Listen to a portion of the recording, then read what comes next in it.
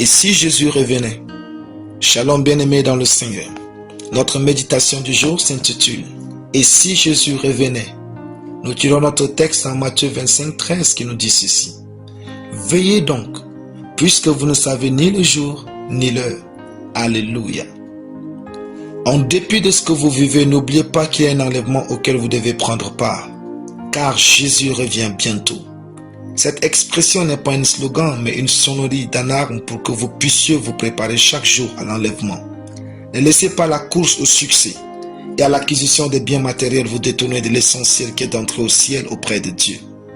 Jésus dit dans notre verset, « Veillez donc, puisqu'il sait que nos cœurs peuvent s'emporter dans la recherche du bien-être sur la terre. » Le verbe « veiller » est actif et non passif. Il signifie porter une attention stricte, rester vigilant. Vous veillez sur vous en vivant dans la sanctification. Vous veillez sur vous en obéissant à la parole de Dieu. Vous veillez sur vous en ayant une vie de prière stable. Vous veillez sur vous en venant à l'église renouveler votre force et votre connaissance de Dieu. Vous veillez sur vous en fuyant le mal et le péché. Vous veillez sur vous en mettant une distance entre vous et tout ce qui est contraire à la nature de Dieu. Veiller sur vous est un travail que vous devez faire en plein temps. L'apôtre Paul dit, « Ainsi mes bien-aimés, comme vous avez toujours obéi, travaillez à votre salut avec crainte et tremblement. » Philippiens 2,12.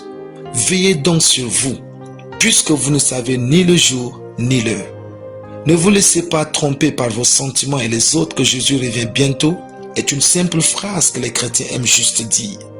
L'apôtre Pierre a parlé de ce type d'attitude en disant, « Le Seigneur ne tarde pas dans l'accomplissement de la promesse, comme que quelques-uns le croient, mais il use de patience envers vous, ne voulant pas qu'aucun périsse, mais voulant que tous arrivent à la repentance. » 2 Pierre 3,9.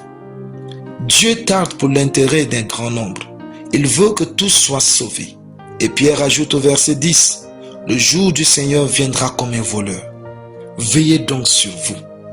Peu importe vos moments de pleurs ou de joie, n'oubliez jamais qu'il y a un enfer à éviter et un paradis à gagner. Alléluia. Prions. Merci Seigneur pour ta parole adressée à mon cœur. Saint-Esprit, prépare-moi chaque jour et rigoureusement à l'enlèvement de l'Église, au nom de Jésus. Amen. La lecture biblique en une année, Proverbe 16 à Proverbe 20. Soyez bénis, c'était le pain du ciel.